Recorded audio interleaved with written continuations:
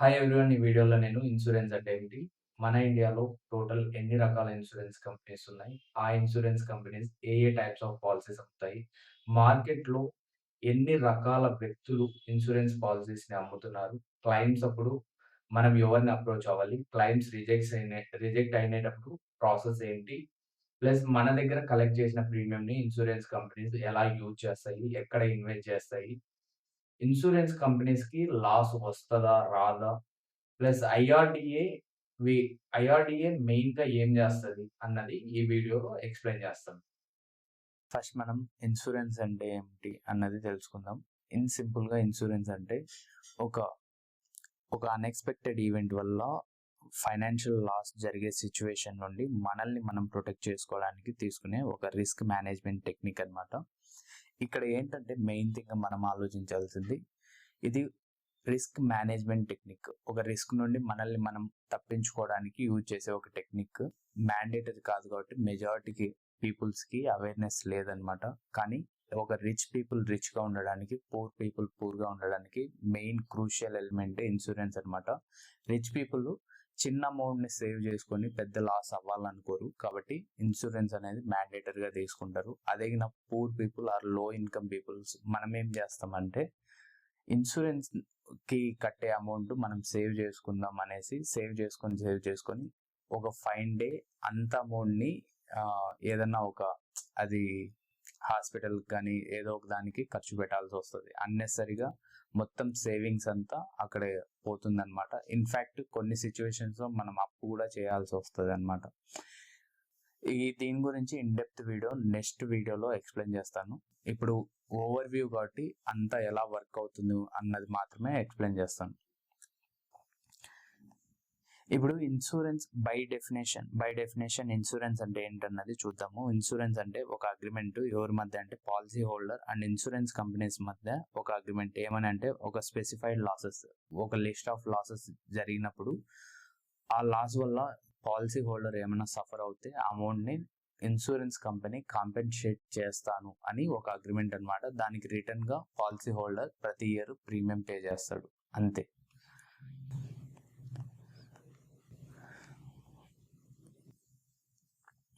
మన ఇండియాలో టోటల్ ఎన్ని రకాల ఇన్సూరెన్స్ కంపెనీస్ ఉన్నది అన్నది చూద్దాము. ఫస్ట్ వచ్చేసి లైఫ్ ఇన్సూరెన్స్ కంపెనీ, సెకండ్ వచ్చేసి జనరల్ ఇన్సూరెన్స్ కంపెనీ, థర్డ్ వచ్చేసి stand alone health insurance company, fourth వచ్చేసి రీ ఇన్సూరెన్స్ కంపెనీ అండ్ ఫిఫ్త్ వచ్చేసి స్పెషలైజ్డ్ ఇన్సూరెన్స్ కంపెనీస్. ఇప్పుడు టోటల్ లైఫ్ ఇన్సూరెన్స్ కంపెనీస్ ఎన్ని ఉన్నాయి, జనరల్ ఇన్సూరెన్స్ కంపెనీస్ ఎన్ని ఉన్నాయి అన్నది ఇప్పుడు చూద్దాము. టోటల్ మన ఇండియాలో టోటల్ 73 ఇన్సూరెన్స్ కంపెనీస్ ఉన్నాయి. దాంట్లో 26 వచ్చేసి లైఫ్ ఇన్సూరెన్స్ కంపెనీస్ అండ్ 25 వచ్చేసి జనరల్ ఇన్సూరెన్స్ కంపెనీస్, 8 వచ్చేసి stand alone health insurance companies and 12 వచ్చేసి రీ ఇన్సూరెన్స్ కంపెనీస్ అండ్ 2 వచ్చేసి స్పెషలైజ్డ్ ఇన్సూరెన్స్ కంపెనీస్. ఇప్పుడు ఆ ఇన్సూరెన్స్ కంపెనీస్ల పేర్లు చూద్దాము. ఫస్ట్ వచ్చేసి life insurance company. Life insurance కంపెనీస్లో వచ్చేసి ఒకటి పబ్లిక్ సెక్టర్ కంపెనీ అండ్ 25 వచ్చేసి ప్రైవేట్ సెక్టర్ కంపెనీస్ ఉన్నాయి. దాంట్లో ఎల్ఐసి చాలా అందరికీ తెలిసిన పేరే. ఇంకా 25 కంపెనీస్ ఉన్నాయి. దాంట్లో Tata AIA, Shriram life, SBI, Reliance, PNB, Meta, Max Life, Kotak, ICICI, HDFC, Go Digit, ఇలా టోటల్ లిస్ట్ ఉన్నాయి. అలాగే నాన్ లైఫ్ ఇన్సూరెన్స్ కంపెనీస్లో వచ్చేసి 4 పబ్లిక్ సెక్టర్ కంపెనీస్ అండ్ 21 వచ్చేసి ప్రైవేట్ సెక్టర్ కంపెనీస్ ఉన్నాయి. వాటి లిస్ట్ ఇప్పుడు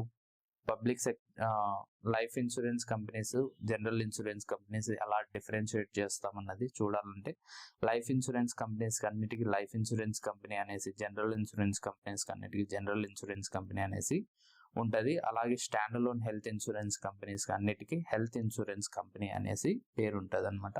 ఇది మనకి గుడి గుర్తు. అలాగే ఇక్కడ స్పెషలైజ్డ్ ఇన్సూరెన్స్ కంపెనీస్ అనేసి 2 ఉన్నాయి. ఈ 2 వచ్చేసి పబ్లిక్ సెక్టర్ కంపెనీసే. ఎక్స్పోర్ట్ క్రెడిట్ వచ్చేసి ఇంకొకటి agriculture insurance companies. And stand alone health insurance కంపెనీస్లో టోటల్ 8 ఉన్నాయి. అన్ని ప్రైవేట్ సెక్టర్ కంపెనీసే. Aditya Birla Care, Galaxy, Manipal, Narayana, Niva Bupa, Reliance, Star. చాలా మందికి నాకు తెలిసి స్టార్ అందరికి తెలిసి ఉంటుంది, నివాబూపా బాగానే ఉంటారు పేరు, కేర్ కూడా బాగానే ఉంటారు, ఆదిత్య బిర్లా కూడా బాగానే ఉంటారు, మణిపాల్, గ్యాలక్సీ, నారాయణ ఇవి తక్కువగా వింటుంటారు. ఇప్పుడు మెయిన్ రీఇన్సూరెన్స్ కంపెనీస్ అనమాట. ఇన్సూరెన్స్ కంపెనీస్ లాస్ రాకుండా ఉండడానికి మెయిన్ థింగ్ వచ్చేసి రీఇన్సూరెన్స్ కంపెనీస్ ఏంటంటే మనము ఇన్సూరెన్స్ కంపెనీస్ దగ్గర ఎలా పాలసీస్ తీసుకుంటామో అలాగే ఇన్సూరెన్స్ కంపెనీస్ రీఇన్సూరెన్స్ దగ్గర ఇన్సూరెన్స్ తీసుకుంటాయి అనమాట. ఎలాగంటే వాళ్ళకి ఎక్స్పెక్టెడ్ క్లైమ్స్ ఒక ఇయర్కి ఎన్ని క్లైమ్స్ వస్తాయి అన్నది వాళ్ళకి ఒక క్లారిటీ ఉంటుంది. కాబట్టి ఆ క్లారిటీని బేస్ చేసుకునేసి ఇన్సూరెన్స్ తీసుకుంటారు అనమాట. దానికి మించి ఏమన్నా క్లైమ్స్ వచ్చినప్పుడు మాత్రమే ఇన్సూరెన్స్ కంపెనీస్ పే చేస్తాయి. రిమైనింగ్ అమౌంట్ అంతా మెయిన్ గా రీఇన్సూరెన్స్ కంపెనీసే పే చేస్తాయి అనమాట. ఇక్కడ మెయిన్ వచ్చేసి పబ్లిక్ సెక్టర్ కంపెనీలో వచ్చేసి మన ఇండియాలో వచ్చేసి జనరల్ ఇన్సూరెన్స్ కంపెనీ, ఇంకా మిగిలినవనేసి ప్రైవేట్ సెక్టర్ కంపెనీస్, ఇవన్నీ ఫారెన్ కంపెనీస్ అనమాట. ఓకేనా, ఇది మనకంత చూసుకోవాల్సిన టాపిక్ కాదు. ఇప్పుడు ఏ ఇన్సూరెన్స్ కంపెనీ ఏ టైప్స్ ఆఫ్ పాలసీస్ అమ్ముతుంది అన్నది చూద్దాము. లైఫ్ ఇన్సూరెన్స్ కంపెనీస్ మెయిన్ గా మనకి కావాల్సింది ఏదంటే death and disability related policies ఇక్కడ తీసుకోవాలి. కానీ మెయిన్ థింగ్ ఏంటంటే వీళ్ళు majority case life insurance companies అన్ని సేల్ చేసేది savings and investment and retirement solutions అనమాట. సో మనకి మెయిన్ గా కావాల్సిండేది టర్మ్ ఇన్సూరెన్స్ అండ్ ఇంకా అంతగా అవసరం వస్తే యూలిప్స్. కానీ మేజర్ పోర్షన్ అన్ని ఇన్సూరెన్స్ కంపెనీస్ అమ్మేది సేవింగ్స్ ప్లాన్స్ అనమాట. వాటిలో హోల్ లైఫ్ అనేసి, ఎండోమెంట్ అనే, మనీ బ్యాక్ అనేసి చాలా పాలసీస్ ఉంటాయి. ప్లస్ మనం చూసుకోవాల్సిన ఏదేంటంటే ఈ స్లైడ్ ఎందుకు యాడ్ చేసామంటే life insurance companies riders health and accidental policies related add చేసి కూడా సేల్ చేస్తాయి అనమాట. దానికి ఇది ప్రూఫ్, అవి అమ్ముతాయి అన్నది మనకు తెలియడం కోసం ఈ స్లైడ్ పెట్టాను. ఇంకోటి ఇదిగోండి, health insurance product, health insurance rider plus అలాగే యాక్సిడెంటల్ పాలసీస్ కూడా అమ్ముతాయి. ఓకేనా, ఇప్పుడు మనం జనరల్ ఇన్సూరెన్స్ కంపెనీస్ ఏ టైప్స్ ఆఫ్ పాలసీస్ అమ్ముతుంది అన్నది చూద్దాము. జనరల్ ఇన్సూరెన్స్ కంపెనీస్కి వచ్చేసరికి health insurance, travel insurance, motor insurance, property insurance, commercial lines అనేసి. ఇక్కడ హెల్త్ ఇన్సూరెన్స్ అంటే హాస్పిటల్ రిలేటెడ్ ఎక్స్పెన్సెస్ అన్నిటిని బేర్ చేసుకోవడానికి, కాంపెన్సేట్ చేసుకోవడానికి తీసుకునే హెల్త్ ఇన్సూరెన్స్. ట్రావెల్ ఇన్సూరెన్స్ వచ్చేసి ఎక్కడ ఉన్న ట్రిప్స్ వేసినప్పుడు ఆ ట్రిప్స్ క్యాన్సిలేషన్ అయినా, అక్కడ లగేజ్ ఏమైనా లాస్ అయినా, అంటే లగేజ్ పోయినా కూడా, లేదా బయట ఉన్నప్పుడు ఆ ట్రిప్ లో ఉన్నప్పుడు ఏదైనా మెడికల్ ఎమర్జెన్సీస్ వల్ల హాస్పిటలైజ్ అయినప్పుడు కావాల్సినది ట్రావెల్ ఇన్సూరెన్స్ అనమాట. మోటార్ ఇన్సూరెన్స్ వచ్చేసి వెహికల్ రిలేటెడ్. ఓకేనా, కార్, బైక్ ఇవి. ఈ మధ్య ట్రెండింగ్ లో ఉన్నది వచ్చేసి హోమ్ ఇన్సూరెన్స్ కూడా తీసుకుంటున్నారు చాలా మంది. ప్లస్ కమర్షియల్ లైన్స్, ఇవంతా వచ్చేసి బిజినెస్ పీపుల్స్ కోసం. ఫైర్, మెరైన్, ఇంజనీరింగ్ లయబిలిటీ అంటారు. లయబిలిటీ అంటే ఏం లేదు, ఇక్కడ మెయిన్ థింగ్ మనం అర్థం చేసుకోవాల్సింది ఎగ్జాంపుల్ ఒక డాక్టర్ని తీసుకున్నాం. డాక్టర్ సర్జరీ చేసేటప్పుడు డాక్టర్ మిస్టేక్ వల్ల ఆ పర్సన్ చనిపోయాడు అనుకోండి, పేషెంట్ కి కాంపెన్సేట్ చేయాల్సి వస్తుంది కదా పేషెంట్ ఫ్యామిలీకి. సో ఆ అమౌంట్ ఒకవేళ లయబిలిటీ ఇన్సూరెన్స్ పాలసీ తీసుకొని అంటే ఇన్సూరెన్స్ కంపెనీ పే చేస్తుంది అనమాట. సో క్లియర్ గా ఈ స్లైడ్ లో మనకు అర్థమవుతుంది. ఫైర్ జనరల్ ఇన్సూరెన్స్ కంపెనీ వచ్చేసి fire, marine, aviation, engineering, motor insurance, liability insurance, crop insurance, ఇవన్నీ జనరల్ ఇన్సూరెన్స్ కంపెనీస్ డీల్ చేస్తాయి అన్నమాట.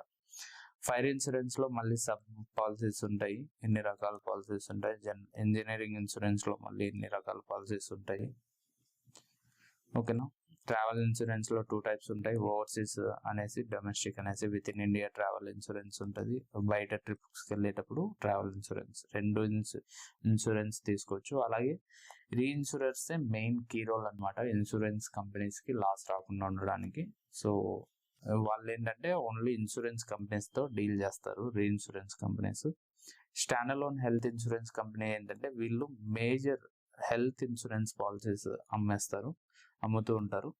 వీటిలో ఏంటంటే ఇండివిజువల్ హెల్త్ ప్లాన్ అంటే ఒక పర్సన్ మాత్రమే పాలసీలో ఉంటే ఇండివిజువల్ హెల్త్ అంటారు. మోర్ దాన్ 1 పర్సన్ ఉంటే ఫ్యామిలీ ఫ్లోటర్ అంటారు.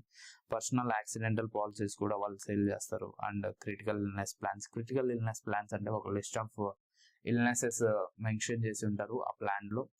ఆ ఇల్నెస్ హిట్ అయినప్పుడు వాళ్ళకి ఒక లంసమ్ అమౌంట్ ఇస్తారు. దాన్ని క్రిటికల్ ఇల్నెస్ ప్లాన్ అంటారు. టాప్అప్ ప్లాన్స్ వచ్చేసి ఇక్కడ టాప్అప్ ప్లాన్స్ వచ్చేసి మెయిన్ థింగ్ కార్పొరేట్ ఎంప్లాయీస్ కోసం.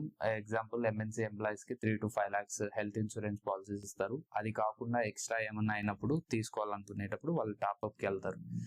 టాప్అప్ ప్లాన్స్ చాలా చీప్ అన్నమాట. ఎందుకంటే major portion insurance companies pay చేస్తాయి కాబట్టి, సో వీళ్ళకి లాస్ జరిగే సిచ్యువేషన్ రేర్ కాబట్టి ఇవి తక్కువ ప్రీమియం ఉంటుంది అనమాట. ఇంకోటి స్పెషలైజ్డ్ ఇన్సూరెన్స్ కంపెనీస్. ఈ స్పెషలైజ్డ్ ఇన్సూరెన్స్ కంపెనీస్ మేజర్ గా డీల్ చేసేది crop insurance and life stock, అంటే గొర్రెలు, ఎనుములు, వీటికి ఇన్సూరెన్స్ డీల్ చేసేవి స్పెషలైజ్డ్ ఇన్సూరెన్స్ కంపెనీస్. ఓకేనా, క్రాప్ ఇన్సూరెన్స్, లైఫ్. ఇంకోటి ఈ specialised insurance companies credit guarantee, exporter related insurance కూడా ప్రొవైడ్ చేస్తుంటారు. ప్లస్ లో సెగ్మెంట్ పీపుల్స్ గురించి కూడా ఈ స్పెషలైజ్డ్ ఇన్సూరెన్స్ డీల్ చేస్తారు. అవి ఏవంటే గవర్నమెంట్ స్కీమ్స్ అనమాట. ఆ స్కీమ్స్ ఏవన్నది ఇక్కడ చూసుకోవచ్చు. అలాగే ప్రైవేట్ సెక్టర్ పీపుల్స్ కూడా మైక్రో ఇన్సూరెన్స్, అంటే లో సెగ్మెంట్ పీపుల్స్ కోసం ఊరికే 1-2 పాలసీస్ ఇష్యూ చేస్తూ ఉంటారు, కానీ అవి ప్రమోషన్ లో ఉండవు అనమాట. చాలా మందికి ఎవరికి తెలియదు. ఎల్ఐసి 3 types ఆఫ్ పాలసీస్ అమ్ముతుంది. యాక్సా, ఇట్లా ఎన్ని రకాల ఇన్సూరెన్స్ ఉన్నాయి లో సెగ్మెంట్ పీపుల్స్ కి అనేది ఇవి, కానీ మెజారిటీ కేసు ఎవరు ప్రమోట్ చేయరు.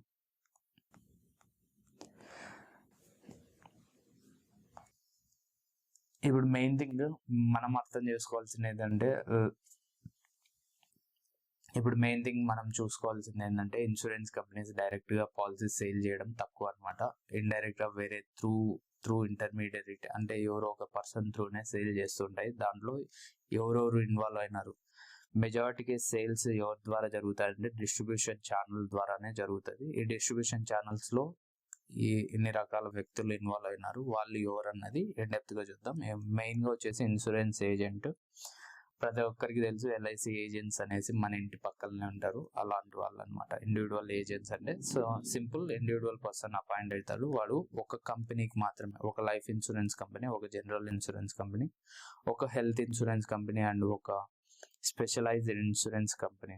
Total 5 types of insurance company ఉన్నాయి. దాంట్లో ఒకటి రీఇన్సూరెన్స్ కాబట్టి దాంతో ఎవరు అంటే మనం ఏజెంట్ అవ్వలేం రీఇన్సూరెన్స్ కంపెనీస్ కి. So remaining 4 types of insurance companies కి ఒక్కొక్క కంపెనీకి తో టైఅప్ అవ్వచ్చు అనమాట, ఇండివిజువల్ పర్సన్. సో అలా ఓవరాల్ గా ఎంతమంది ఉన్నారన్నది ఈ స్లైడ్ లో మనకు అర్థమవుతుంది.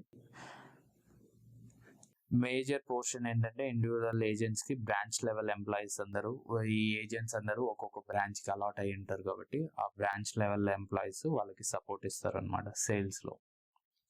Plus point of sale person అంటే వీళ్ళు సింపుల్ ఒక ఇంటర్మీడియరీ, వేరే ఒక మీడియేటర్ ఉంటారు, ఆ మీడియేటర్ దగ్గర వీళ్ళు కోడ్ తీసుకుంటారు. వీళ్ళు మెజారిటీ కేసు ఏంటంటే సేల్ చేసే బేసిక్ ప్రోడక్ట్స్ అనమాట. వీళ్ళు ఏమి ఎగ్జామ్ రాయరు, POSP అంటారు, పాయింట్ ఆఫ్ సేల్ పర్సన్స్ అంటారు. వీళ్ళు ఎగ్జామ్ రాయకుండానే కోడ్ అనమాట, కానీ వీళ్ళు హై బేసిక్ ప్లాన్స్ మాత్రమే అమ్మగలరు. టాప్ ప్లాన్స్ ఏమి అమ్మలేరు అనమాట, ఎందుకంటే ఎగ్జామ్ రాయలేదు కాబట్టి. సో వాళ్ళకి మినిమం క్వాలిఫికేషన్ ఉంటే చాలు. వాళ్ళే ఎవరి దగ్గర అయితే POSP కోడ్ తీసుకుంటారో వాళ్ళు ఒక ట్రైనింగ్ ఇస్తారు, బేసిక్ థింగ్స్ చెప్తారు. వాళ్ళు అన్ని ప్రోడక్ట్స్, ఆ కంపెనీ అన్ని ప్రోడక్ట్స్ ని సేల్ చేయలేరు, కానీ కొన్ని స్పెసిఫైడ్ ప్రోడక్ట్స్ మాత్రమే సేల్ చేస్తారనమాట. వీళ్ళు క్లియర్ గా చెప్తున్నాను, వీళ్ళు డైరెక్ట్ గా ఇన్సూరెన్స్ కంపెనీస్ తో టైఅప్ అవ్వరు, కానీ ఒక మీడియేటర్ ఉంటారు, ఆ మీడియేటర్ కి వీళ్ళు టైఅప్ అవుతారు అనమాట. మీడియేటర్ తో వాళ్ళు ఎంతమంది ఉన్నారు అన్నది ఇక్కడ తెలుస్తుంది. కార్పొరేట్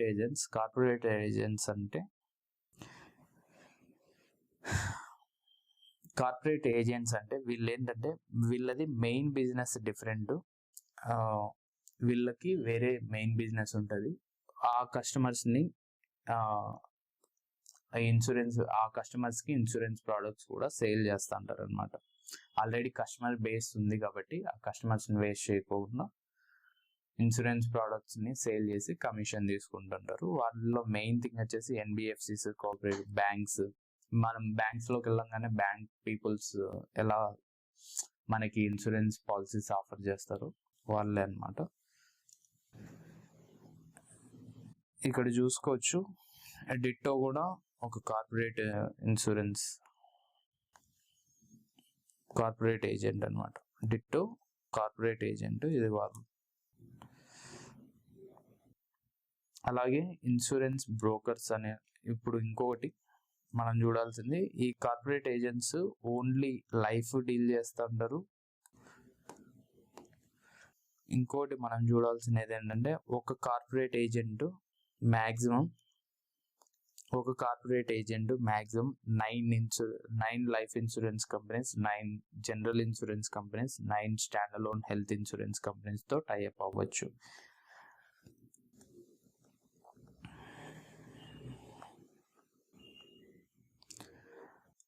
ఈ corporate agents only life insurance deal చేయొచ్చు, ఓన్లీ జనరల్ డీల్ చేయొచ్చు, కాంపోజిట్ అంటే both life and general deal చేయొచ్చు అనమాట. ఇన్సూరెన్స్ బ్రోకర్స్ అంటే వీళ్ళు వచ్చేసి బ్రోకర్ కంపెనీస్, వాళ్ళ నేమ్ వెనుకలే క్లియర్గా బ్రోకర్ అనేసి broking services, example PhonePe insurance broking services. So వీళ్ళు direct brokers, both life and general insurance deal చేస్తారు. అలాగే పాలసీ బజార్, ఇక్కడ చూడండి పాలసీ బజార్ కూడా కాంపోజిట్ బ్రోకర్ అనమాట. బోత్ బ్రోకరే, ఇతను కూడా ఒక బ్రోకింగ్ లైసెన్సే ఉందన్నమాట. కాంపోజిట్ బ్రోకర్ అంటే both life and general insurance deal చేస్తారు. సింపుల్ కార్పొరేట్ ఇక్కడ ఇన్సూరెన్స్ బ్రోకర్స్ అంటే వాళ్ళ నేమ్ వెనుకల, కంపెనీ నేమ్ వెనుకల ఇన్సూరెన్స్ బ్రోకర్స్ అనేసి క్లియర్గా మెన్షన్ అయి ఉంటుంది. అలా వీళ్ళు కూడా ఒక టైప్ అనమాట. ఇన్సూరెన్స్ వెబ్ అగ్రిగేటర్స్ అనేసి ఇంకొకరు ఉన్నారు. ఇన్సూరెన్స్ వెబ్ అగ్రిగేటర్స్ అంటే మెజారిటీ కేసు వాళ్ళు మేజర్ పోర్షన్ ఆన్లైన్ సేలే జరుగుతూ ఉంటుంది. ఓకేనా, ఎగ్జాంపుల్ డివి plus micro insurance agents. Micro insurance agents ఏంటంటే లో ఇన్కమ్ పీపుల్స్ కోసం అఫోర్డబుల్ ఇన్సూరెన్స్ ప్రోడక్ట్స్ని అమ్ముతూ ఉంటారు. వీళ్ళు ఏంటంటే బ్యాంకింగ్, మేజర్గా డీల్ చేసేది banking and non NBFCs, corporate societies sale చేస్తాయి అన్నమాట.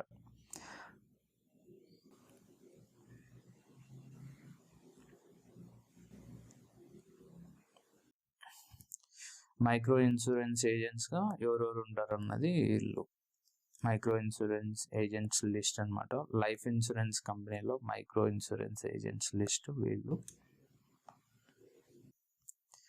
అలాగే ఇంకొకటి మనం చూసుకోవాల్సిన motor insurance service provider, MISP అంటారు వీళ్ళను. వీళ్ళు ఏంటంటే డైరెక్ట్ డీలర్స్ అనమాట. షోరూమ్స్, కార్ బైక్స్ సేల్ చేసే షోరూమ్స్ వాళ్ళు డైరెక్ట్ పాలసీస్ని, ఓన్లీ మోటార్ ఇన్సూరెన్స్ పాలసీస్ని సేల్ చేస్తారు. ఇవి కాకుండా ఇన్సూరెన్స్ మార్కెటింగ్ ఫర్మ్స్ అనమాట. వీళ్ళు ఏంటంటే ఫైనాన్షియల్ సర్వీసెస్ మెయిన్గా ఉంటాయి. సెకండరీ వీటిని ఆల్రెడీ ఉన్న కస్టమర్స్కి ఈ ఇన్సూరెన్స్ ప్రోడక్ట్స్ కూడా డైవర్ట్ చేస్తారు. ఎగ్జాంపుల్ మోతిలాల్ ఓస్వాల్, ఎన్జే, ఇలా అనమాట. ఇప్పుడు క్లయింట్ టీమ్ గురించి, ఇప్పుడు మనకి ఎవరు ప్రోడక్ట్స్ సేల్ చేస్తారు, ఎవరెవరి ద్వారా కొంటాము, ఎన్ని ఆప్షన్స్ ఉన్నాయి మార్కెట్లో అన్నది డిస్ట్రిబ్యూషన్ ఛానల్ ద్వారా తెలుసుకున్నాము. ఇప్పుడు ప్రోడక్ట్ని కొన్నాము, క్లైమ్ వచ్చినప్పుడు ఎవరిని మీట్ అవుతాం అన్నది ఇప్పుడు చూద్దాము. క్లైమ్స్ టీమ్ వచ్చేసి మేజర్గా మెడికల్లో డీల్ చేసే టీపీఏ అనమాట, థర్డ్ పార్టీ అడ్మినిస్ట్రేటర్. వాళ్ళ టీపీఏ లిస్ట్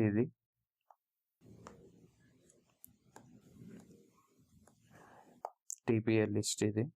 ఇంకోటి మోటార్ ఇన్సూరెన్స్ లో వచ్చేసి మేజర్ గా డీల్ చేసేది సర్వేయర్ అండ్ లాస్ అసెసర్.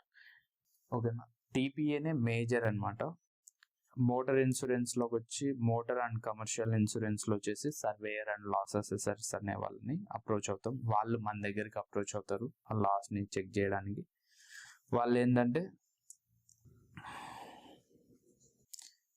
వాళ్ళు ఎవరంటే ఒక ప్రొఫెషనల్ ఇన్స్టిట్యూట్ దగ్గర ట్రైన్ అప్ అయ్యి వచ్చింటారు అనమాట. వాళ్ళ qualification must have member in professional body అంటే Indian institute of insurance surveyor and loss assessor అనేసి ఇన్స్టిట్యూట్. ఈ ఇన్స్టిట్యూట్ నుండి వాళ్ళు సర్టిఫైడ్ పర్సన్స్ అనమాట. అట్ ప్రెసెంట్ ఇండియాలో ఎంతమంది ఉన్నారన్నది ఇది చూసుకోవచ్చు. దీంట్లో ఇండివిజువల్స్ ఉంటారు, కార్పొరేట్స్ కూడా ఉంటారు సర్వేయర్స్ అండ్ లాస్ అసెసర్స్ లో. ఇంకొకటి మనం ఒకవేళ ఇన్సూరెన్స్ కంపెనీ స్టార్ట్ చేయాలంటే ఎంత ఖర్చు అవుతుంది, ఇదంతా రెన్యువల్స్ ఎలా, ఇదంతా కూడా చూసుకోవచ్చు. రిజిస్ట్రేషన్ కాస్ట్, రెన్యువల్ కాస్ట్ ఎంత ఉంటుంది, ఎవ్రీ ఇయర్ ఎన్ని ఇయర్స్కి ఒకసారి రెన్యువల్ చేయాలి. ఇక్కడ ఏమో 3 yearsకి రెన్యువల్ ఉంది, ఇక్కడ ఎవ్రీ ఇయర్ ఉంది. అలాగనమాట. ప్రతి ఒక్కరు రిజిస్టర్ అవ్వాలి, ప్రతి ఒక్కరు రెన్యువల్ చేసుకుండాలి. రిజిస్ట్రేషన్ ఫీజు, రెన్యువల్ ఫీజు అన్నీ చెక్ చేసుకోవాలి. రిజిస్ట్రేషన్ ఫీజు, రెన్యువల్ ఫీజు ఎన్ని ఇయర్స్కి రెన్యువల్ చేసుకోవాలి, ఇదంతా అనమాట. ప్రాసెసింగ్ ఫీజు ఎంత ఖర్చు అవుతుంది ప్రతి ఒక్కరు రిజిస్ట్రేషన్ అవ్వాలనుకుంటే. Processing fee, registration fee, renewal ఫీజే కాకుండా వాళ్ళు మినిమం క్యాపిటల్ ఎంత ఉండాలి అని ప్రతి ఒక్కరికి ఒక సర్టెన్ క్యాపిటల్ అమౌంట్ ఉంటుంది, ప్లస్ డిపాజిట్స్ ఎంత మెయింటైన్ చేయాలి అనేది కూడా ఉంటుంది అనమాట. ఇది మనకి అవుట్ ఆఫ్ అనమాట, మనకి కస్టమర్ పాయింట్ ఆఫ్ వ్యూలో ఇది అంత అవసరం లేదు. ప్లస్ ఇంటర్నల్ టీము ఎవరెవరు ఉంటారంటే టాప్ మేనేజ్మెంట్స్, అండర్ రైటర్స్ ఏంటంటే ఒక పాలసీ కొనడానికి ఆ పర్సన్కి ఏ క్వాలిఫికేషన్ ఉండాలి, ఎంత ఇన్కమ్ ఉండాలి, ఇవంతా డిసైడ్ చేసే వాళ్ళు అండర్ రైటర్స్. యాక్చువరీస్ అంటే పాలసీని డిజైన్ చేస్తారు, ఎంత ఒక పాలసీ ఉంది ఇంత పెట్టండి ఇంత వస్తుంది అని డిసైడ్ చేసేవాడు యాక్చువరీస్ అనమాట. ఇంకొకటి కంప్లైన్స్ టీమ్స్ ఉంటాయి, legal team, internal IT team అనేసి. మనకి మేజర్గా చూసేది సేల్స్ సపోర్ట్ టీము, వీళ్ళే ట్రైనర్స్, మేనేజర్స్, మనం మీట్ అయ్యే పీపుల్స్ అనమాట వీళ్ళు.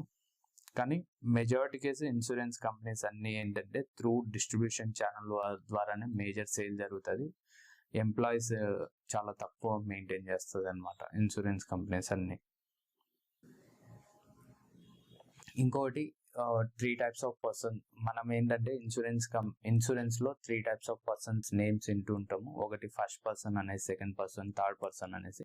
ఫస్ట్ పర్సన్ అంటే ఏం లేదు, పాలసీ హోల్డర్ అనమాట. ఎవరైతే ప్రీమియం పే చేస్తారో వాళ్ళు ఫస్ట్ పర్సన్. సెకండ్ పర్సన్ అంటే ఎవరైతే ప్రీమియం రిసీవ్ చేసుకుంటారో అతన్ని సెకండ్ పర్సన్. ఇక్కడ ఏంటంటే ఇన్సూరెన్స్ కంపెనీస్. థర్డ్ ఏంటంటే ఫస్ట్ పర్సన్ ద్వారా ఎవరైనా లాస్ సఫర్ అయ్యింటే ఆ లాస్ని కాంపెన్సేట్ చేయాల్సి వస్తే వాడు థర్డ్ పర్సన్ అనమాట.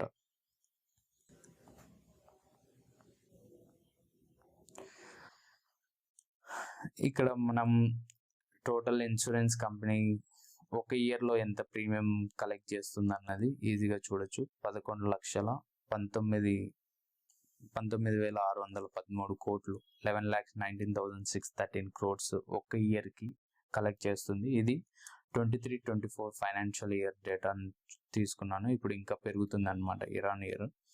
క్లెయిమ్స్ ఎంత పే చేస్తుంది, అసెట్స్ ఎంత ఉన్నాయి అన్నది.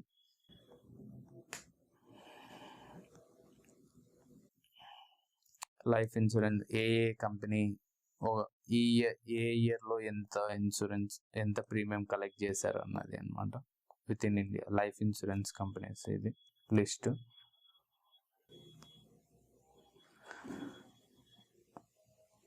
మెజారిటీ కేసు ఏంటంటే లైఫ్ ఇన్సూరెన్స్ కంపెనీస్లో మేజర్ పోర్షన్ ఏంటంటే ఎవరి ద్వారా ఎక్కువ సేల్ జరుగుతుంది అన్నది ఈ స్లైడ్ ద్వారా తెలుస్తుంది. ఇది మేజర్గా ఇన్సూరెన్స్ ఫీల్డ్లో ఉన్న వాళ్ళకైతే యూజ్, మనకి అంత యూజ్ లేదు కాబట్టి ఎక్స్ప్లెయిన్ చేయడం లేదు. ప్లస్ లైఫ్ ఇన్సూరెన్స్ కంపెనీస్లో ఏంటంటే linked products, non linked products అనేది ఉంటాయి.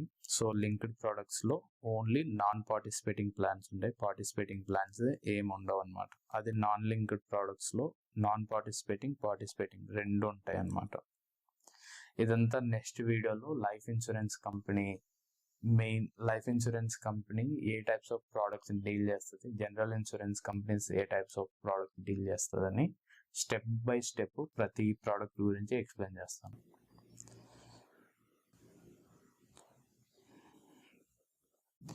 ఇప్పుడు లైఫ్ ఇన్సూరెన్స్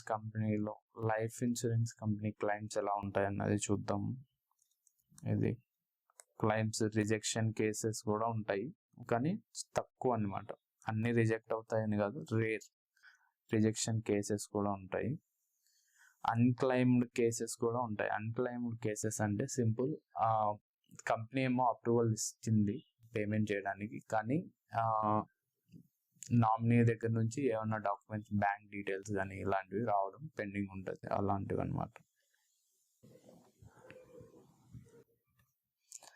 ఇప్పుడు జనరల్ ఇన్సూరెన్స్ కంపెనీస్ ఎక్కడ నుంచి ఏ టైప్ ఆఫ్ ఇన్సూరెన్స్ నుంచి ఎంత ప్రీమియం కలెక్ట్ చేసింది అన్నది ఈ లిస్ట్ అనమాట. ఫైర్ నుంచి ఎంత, మెరైన్ నుంచి ఎంత, మోటార్ నుంచి ఎంత. హెల్త్ ఇన్సూరెన్స్ వాళ్ళే మేజర్గా permanent accidental policies and travel insurance policies sale చేస్తూ ఉంటారు. అది ఈడ తెలుస్తుంది అనమాట మనకి. ఓకేనా? సో ఇది మనకు అంత అవసరం లేదు, ఏ కంపెనీ ఎంత కలెక్ట్ చేస్తుంది అంత అవసరం లేదు మనకి. కానీ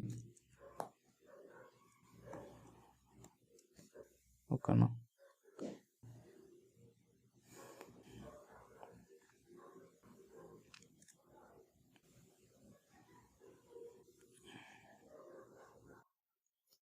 జనరల్ ఇన్సూరెన్స్ కంపెనీస్లో ఇన్సూరెన్స్ ఏజెంట్స్ ఎంత సేల్, ఎవరి ద్వారా ఎంత సేల్ జరుగుతుంది అన్నది.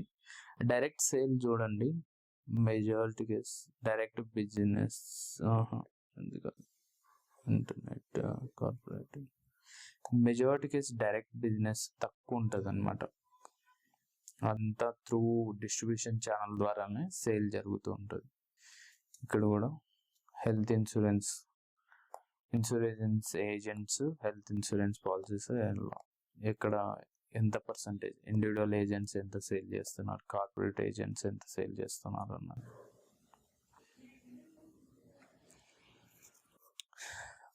మనకి క్లారిటీగా ఏంటంటే, మీరు కట్టే ప్రీమియంలో కొద్దిగా అమౌంట్ అయితే రిటెన్షన్ పెట్టుకుంటారు. దేనికోసం అంటే రెంట్స్, శాలరీస్ ఇవన్నీ, ప్లస్ ఆ ఇయర్లో వచ్చే సేల్స్ కోసం ఎంతైతే ఉంటుంది ఇదంతా ఎక్స్పెక్టేషన్ బేస్ చేసుకొని కొద్దిగా ప్రీమియంని రిటెన్షన్ చేస్తారు. చూడండి, గ్రాస్ ప్రీమియంలో ఎంత రిటెన్షన్ చేశారు, ఏ టైప్ ఆఫ్ పాలసీస్లో ఎంత రిటెన్షన్ చేస్తారు, వాళ్ళ దగ్గర పెట్టుకుంటారు అనేది ఇది. ప్లస్ రిమైనింగ్, ఎగ్జాంపుల్ 100 రూపాయలు కలెక్ట్ చేశారంటే 40 రూపాయలు వాళ్ళ దగ్గర పెట్టుకుంటే రిమైనింగ్ 60 రూపాయలలో మళ్ళీ రీఇన్సూరెన్స్ తీస్తారనమాట. ఎంతైతే లాస్ జరుగుతుందని వాళ్ళకి క్లారిటీ ఉందో అంత ప్రతి ఒక్క కంపెనీ రీఇన్సూరెన్స్ తీసుకుంటుంది మ్యాండేటరీగా. ఓకేనా, రీఇన్సూరెన్స్ తీసుకుంటుంది విత్ ఇన్ ఇది ఈ డీటెయిల్స్. రీఇన్సూరెన్స్ ఎంతకు తీసుకుంది, ఇప్పుడు 100లో 100 రూపీస్ కలెక్ట్ చేసింది, 40 రూపీస్ రిటెన్షన్ చేసుకుంది, ఒక 20 రూపీస్ వచ్చేసి రీఇన్సూరెన్స్ చేసుకుంది అనుకోండి ఎగ్జాంపుల్. అప్పుడు 60 అయిపోయింది. రిమైనింగ్ 40% ఇన్వెస్ట్మెంట్ చేస్తాయి అనమాట, వాళ్ళ దగ్గర పెట్టుకోవడానికి లేదు యాజ్ పర్ రూల్గా. సో ప్రతి ఒక్కరు లైఫ్ ఇన్సూరెన్స్ కావచ్చు, జనరల్ ఇన్సూరెన్స్ కావచ్చు, రీఇన్సూరెన్స్, ప్రతి ఒక్క కంపెనీ వాళ్ళ దగ్గర ఉన్న అమౌంట్ని ఇన్వెస్ట్మెంట్ చేస్తుంది. ఎక్కడ ఇన్వెస్ట్మెంట్ చేస్తుంది అన్నది ఇక్కడ చూద్దాం. లైఫ్ ఇన్సూరెన్స్ కంపెనీస్ ఈ ప్రోడక్ట్స్లో ఇన్వెస్ట్ చేస్తారు. నాన్ లింక్డ్ ప్రోడక్ట్స్ అయితే ఇక్కడ ఇన్వెస్ట్ చేస్తారు, లింక్డ్ ప్రోడక్ట్స్ అయితే ఇక్కడ ఆల్రెడీ క్లియర్గా లింక్డ్ ప్రోడక్ట్స్లో ఎక్కడ ఇన్వెస్ట్ చేస్తారు అనేది ఆడే తెలిసిపోద్ది. అలాగే general insurance companies, health insurance, specialised insurance companies కూడా ఇన్వెస్ట్మెంట్ చేస్తాయి. చూడండి, సెంట్రల్ గవర్నమెంట్ సర్టిఫికేట్స్, సెక్యూరిటీస్ అనేసి, అప్రూవ్డ్ ఇన్వెస్ట్మెంట్స్, అదర్ ఇన్వెస్ట్మెంట్స్, ప్రతి ఒక్క కంపెనీ అమౌంట్ని ఇన్వెస్ట్మెంట్ చేస్తుంది అనమాట, వాళ్ళ దగ్గర పెట్టుకో. క్లైమ్స్ వచ్చినప్పుడు మనం ఎవరిని మీట్ అవుతాం, ఫస్ట్ స్టేజ్లో సర్వేయర్ అండ్ లాస్ అసెసర్. వీళ్ళు ఏంటంటే కమర్షియల్ మోటార్లో మాత్రమే యూజ్ అవుతారు. వాళ్ళు అసెస్ చేసి ఎంత అమౌంట్ ఏంటి అన్నది చెప్తారనమాట, క్లైమ్ ఎంత ఏమి అనేది. హెల్త్ అండ్ లైఫ్లో చూస్తే మెజారిటీ కేసు టీపీఏ ఉంటారు, ఇన్ హౌస్ ఉంటారు. టీపీఏ అంటే థర్డ్ పార్టీ అడ్మినిస్ట్రేటర్. చిన్న ఇన్సూరెన్స్ కంపెనీస్ అనేసి అన్ని థర్డ్ పార్టీని మెయింటైన్ చేసుకుంటాయి క్లయింట్స్ కోసం. అదే పెద్ద కంపెనీస్ అన్ని ఇన్ హౌస్ క్లైమ్స్ టీమ్ని మెయింటైన్ చేస్తూ ఉంటారు అనమాట. నా సజెషన్ ఏంటంటే majority case in house claims team ఉంటే బెస్ట్, స్మూత్గా వెళ్ళిపోద్ది. అదే థర్డ్ పార్టీ ఉన్నప్పుడు ఏంటంటే కొద్దిగా టైం టేకింగ్ అనమాట, క్లైమ్ అంత ఇమ్మీడియట్గా రిలీజ్ అవ్వదు అనమాట.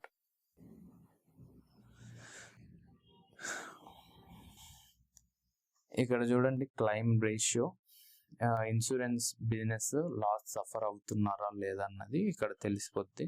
గవర్నమెంట్ స్కీమ్స్ రిలేటెడ్ అయితే సఫర్ అవుతున్నారు.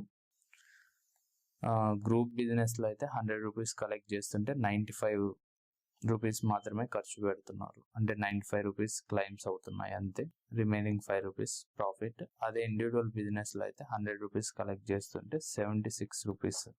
ఇది ఇండివిజువల్గా సెక్టర్ వైజ్ డిఫరెంట్ ఉంటుంది. సో ప్రైవేట్ సెక్టర్ ఎంత క్లైమ్స్ వస్తున్నాయి, స్టాండ్ అలోన్ హెల్త్ ఇన్సూరెన్స్ కంపెనీస్కి ఎంత క్లైమ్ వస్తుంది, రిమైనింగ్ అమౌంట్ లాభం. ఓకేనా. ఇక్కడ ఏంటంటే 100 రూపీస్ కలెక్ట్ చేస్తే ఎంత క్లైమ్స్ కోసం పే చేస్తున్నారు. 100 రూపీస్ కలెక్ట్ చేసి 62 రూపీస్ ఇక్కడ పే చేస్తున్నారు. ప్రైవేట్ కంపెనీస్ అయితే 79 రూపీస్ పే చేస్తున్నాయి. పబ్లిక్ కంపెనీస్ అయితే 101 రూపీస్ పే చేస్తున్నాయి. అలా అనమాట. ఇది అర్థం చేసుకో. ఇది మనకు అంత అవసరం లేదు. మనకు తెలియాల్సింది ఏంటంటే ఇన్సూరెన్స్ కంపెనీస్ అయితే అంత లాస్ అయితే అవ్వవు, ఎందుకంటే వాళ్ళు మెజారిటీ కేసు రీఇన్సూరెన్స్ తీసుకుంటారు కాబట్టి. ఇంకోటి మనం అర్థం చేసుకోవాల్సిందే టోటల్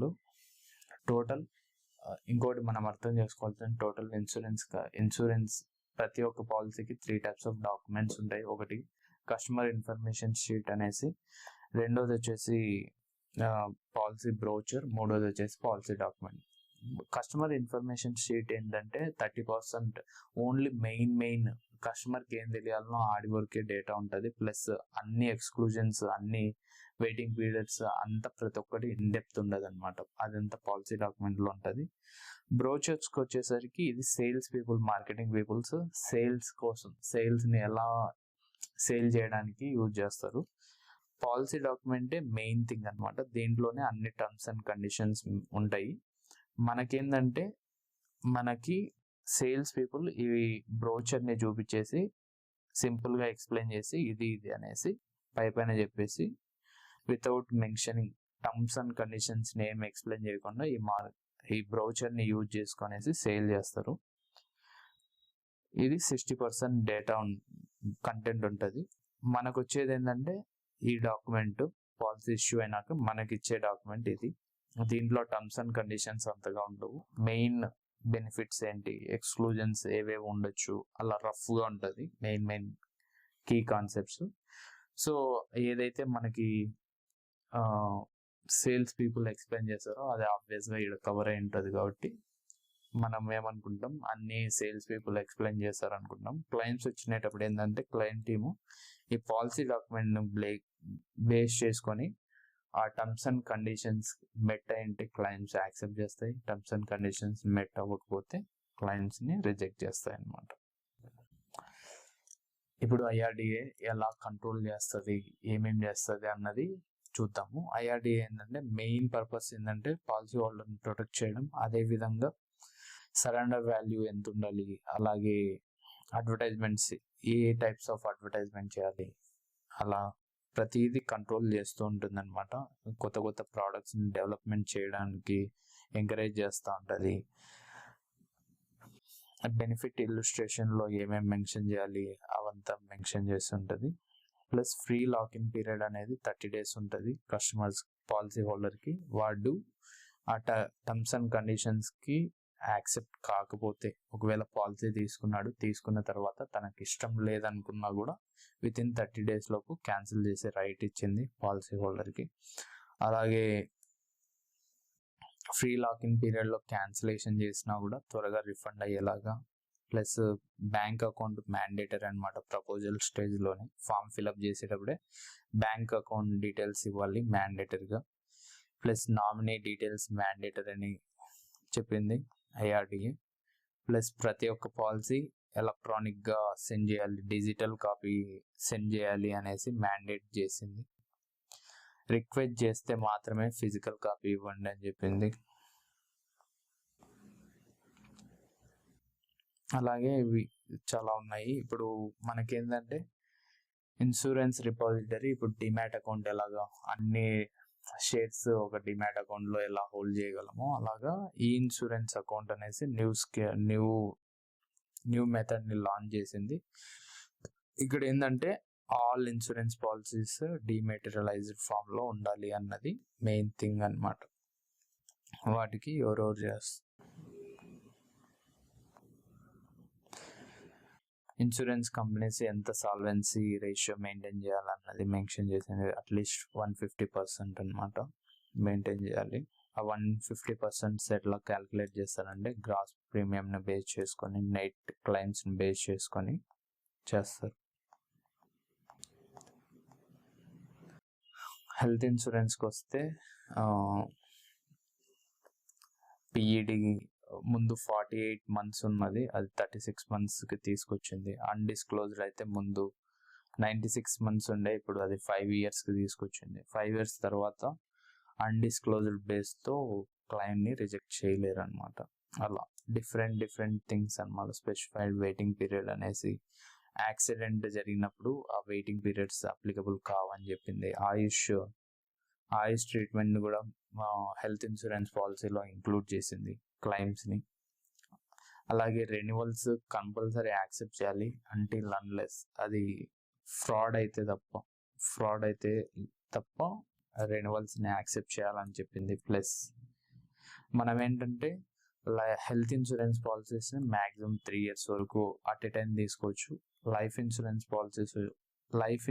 పాలసీస్లో హెల్త్ ఇన్సూరెన్స్ రైడర్స్ని యాడ్ చేసుకుంటే అది మ్యాక్సిమం 5 years తీసుకోవచ్చు. ప్రతి 5 yearsకి రెన్యువల్ చేసుకోవాలన్నమాట. ఇవన్నీ మెన్షన్ చేసింది అనమాట. ఇప్పుడు ప్రతి ఒక్క పర్సన్ని ఐఆర్డిఏ ఎలా కంట్రోల్ చేస్తుంది అన్నది చూద్దాం. ఇట్లా ప్రతి ఒక్క పర్సన్కి ఐఆర్డిఏ రెగ్యులేషన్స్ ఉందన్నమాట. ఇన్సూరెన్స్ ఏజెంట్స్కి ఒక రెగ్యులేషన్, సాల్వెన్సీ మార్జిన్కి ఒక రెగ్యులేషన్, అడ్వర్టైజ్మెంట్ ఎలా చేయాలి, అడ్వర్టైజ్మెంట్ చేసినప్పుడు డిస్క్లోజర్స్ ఏమి ఇవ్వాలి, ఫైనాన్షియల్ స్టేట్మెంట్స్ ఎలా ప్రిపేర్ చేయాలి, థర్డ్ పార్టీ పర్సన్స్కి ఏ రెగ్యులేషన్స్ అప్లికబుల్ అవుతాయి, అలా ప్రతి ఒక్కరికి ఇన్సూరెన్స్ బ్రోకర్స్కి ఎలా, కార్పొరేట్ ఏజెంట్స్కి ఎలా అనేది, ప్లస్ ప్రీమియంని ఎలా రిసీవ్ చేసుకోవాలి, ప్రతిదీ రెగ్యులేషన్ అనమాట. ఈ రెగ్యులేషన్ సర్వేయర్స్కి రెగ్యులేషన్ ఉంటుంది. అలా సరెండర్ వాల్యూ ఎంత ఉండాలి, పెయిడ్ అప్ వాల్యూ ఎంత ఉండాలి, అడ్వర్టైజ్మెంట్స్ ఎలా ఇవ్వాలి, ప్రతి దానికి ఒక రెగ్యులేషన్ ఉంటుంది. ఆ రెగ్యులేషన్ మీట్ అవుతుంది. ఇట్లా ప్రపోజల్ ఫామ్ ఎలా ఉండాలి, కమిషన్ టు ఈ ఏజెంట్స్కి అందరికీ కమిషన్ ఎలా ఉండాలి అనేది కూడా అదే డిక్లేర్ చేస్తుంది. ప్రతి దానికి ఒక రెగ్యులేషన్ని పెట్టింది. చూడండి, చాలా ఎన్ని రెగ్యులేషన్స్, ప్రతి దానికి రెగ్యులేషన్ ఉంటుంది. ఆ రెగ్యులేషన్ని ఫాలో అవుతున్నారా లేదా అనేసి ఇన్స్పెక్షన్ చేస్తుంది. ఇన్స్పెక్షన్ చేసినప్పుడు యాక్షన్స్ తీసుకుంటుంది. ఏమన్నా వాళ్ళు రాంగ్ చేసింటే పెనాల్టీస్ కూడా లెవీ చేస్తుంది అనమాట. చూడండి, ఈ రెగ్యులేషన్ని వయలేట్ చేసినందుకు గాను ఎవరు సర్వేయర్ అండ్ లాస్ అసెసర్ రెగ్యులేషన్ని వీళ్ళు వయలేట్ చేసినందుకు ఇన్సూరెన్స్ కంపెనీ వాళ్ళు 2 crores పెనాల్టీ. అలాగే ఇక్కడ టీపీఏ వయలేటెడ్, సో టీపీఏ రెగ్యులేషన్ని టీపీఏ వయలేట్ చేశారు కాబట్టి వీళ్ళకి 1 lakh పెనాల్టీ. అలా పెనాల్టీస్ వేసి వాళ్ళని కంట్రోల్ చేస్తూ ఉంటుంది అన్నమాట రెగ్యులేషన్స్. అయిపోయిందా? ఇప్పుడు ఫస్ట్ మనం డిస్ట్రిబ్యూషన్ ఎవరి దగ్గర కొంటామన్నది చూసాం, డిస్ట్రిబ్యూషన్ ఛానల్. ఇంకోటి క్లైమ్ స్ట్రీమ్లో ఎవరిని మీట్ అవుతామనంటే surveyor or loss assessor, and ఇంకొకటి థర్డ్ పార్టీ టీపీఏ. ఇప్పుడు ఆ క్లైమ్స్ వచ్చినప్పుడు క్లైమ్స్ రిజెక్ట్ చేశారు, మనం ఏం చేయాలి రిజెక్ట్ చేసినప్పుడు అన్నది ఇప్పుడు చూద్దాం. క్లైమ్స్ రిజెక్ట్ అయినప్పుడు ఏంటంటే వితిన్ 15 days లోపు మనం ఏంటంటే గ్రేవెన్స్ టీమ్, అదే insurance company main grievance team grievance redressal officer అని ఉంటారు, వాళ్ళని అప్రోచ్ అవ్వాలి. ఫస్ట్ అప్రోచ్ అయ్యేసి కంప్లైంట్ ఇవ్వాలి ఇన్ రైటింగ్, అండ్ నెసరీ డాక్యుమెంట్స్ని వాళ్ళకి సబ్మిట్ చేయాలి. వాళ్ళ దగ్గర నుంచి అక్నాలెడ్జ్మెంట్ లెటర్ తీసుకోవాలి. ఒకవేళ వాళ్ళు రిప్లై ఇవ్వలేదు లేదా రిప్లై ఇచ్చినా కూడా మీరు సాటిస్ఫై కాకపోతే, అంటే ఆ క్లైమ్ వాళ్ళు చెప్పిన రెస్పాన్స్ మీకు నచ్చకపోతే, అప్పుడు నెక్స్ట్ స్టెప్లో ఏంటంటే గ్రేవెన్స్ రిడ్రెసల్ సెల్ అనేసి ఉంటుంది. ఇదిగోండి, ఇట్లా వాళ్ళని అప్రోచ్ అవ్వచ్చు అనమాట. వాళ్ళు వితిన్ 3 days నుంచి 6 months లోపు లైఫ్ ఇన్సూరెన్స్ కేసెస్లో అయితే వితిన్ 3 days నుంచి 6 months లోపు మీకు రెస్పాన్స్ ఇస్తారు. General insurance and health insurance కేసులో వచ్చేసి 3 to 30 days లోపు మీకు రెస్పాన్స్ అయితే ఇస్తారు. అప్పటికి అవ్వకపోతే అంబడ్స్మ్యాన్ని మీట్ అవ్వచ్చు. క్లైమ్ 50 lakhs కంటే బిలో ఉన్నప్పుడు అనమాట. వాళ్ళు కూడా వితిన్ 30 days లోపు క్లైమ్స్ని క్లోజ్ చేయడానికి చూస్తారు.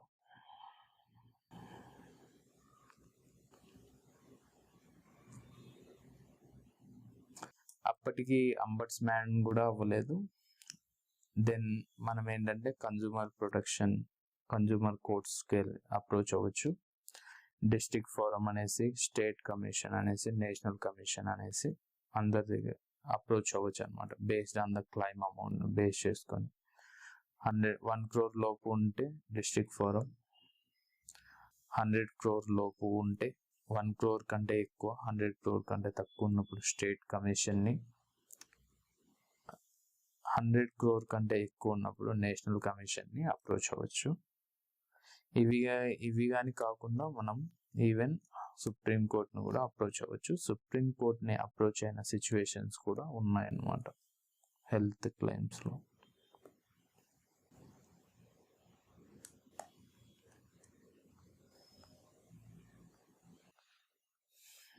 ఇంకో నెక్స్ట్ థింగ్, ఒకవేళ ఇన్సూరెన్స్ ఇండస్ట్రీలో మీ కెరీర్ని స్టార్ట్ చేయాలనుకుంటే ప్రొఫెషనల్ ఇన్స్టిట్యూట్స్ ఉన్నాయి. వాటికి వీళ్ళు different types of courses offer చేస్తారు, ఇన్సూరెన్స్ రిలేటెడ్ కోర్సెస్.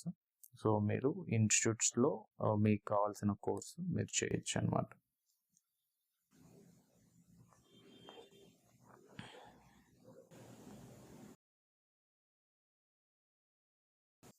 ఫైనల్గా నేను చెప్పేది ఏంటంటే, ఇన్సూరెన్స్ అంటే ఇన్వెస్ట్మెంట్ కాదు. ఇన్సూరెన్స్ని ఇన్వెస్ట్మెంట్ పాయింట్ ఆఫ్ వ్యూలో చూడకండి. ఇన్సూరెన్స్ మ్యాండేటరీగా తీసుకోండి. ఇన్సూరెన్స్ ఉండడం వల్ల ఏంటంటే ఫైనాన్షియల్గా మనం సేఫ్గా ఉంటాము. రెండోది ఏంటంటే మనకి ఒక మెంటల్ పీస్ అనేది ఉంటుంది అనమాట. ఇప్పుడు ఏమన్నా సడన్గా అన్ఎక్స్పెక్టెడ్ ఈవెంట్ జరిగితే, ఎగ్జాంపుల్ హెల్త్ ఇన్సూరెన్స్ ఉంటే హాస్పిటలైజ్ అయినా కూడా హెల్త్ బిల్స్ అన్ని, మెడికల్ బిల్స్ అన్ని హెల్త్ ఇన్సూరెన్స్ వాళ్ళు కాంపెన్సేట్ చేస్తారనే ధైర్యం ఉంటుంది.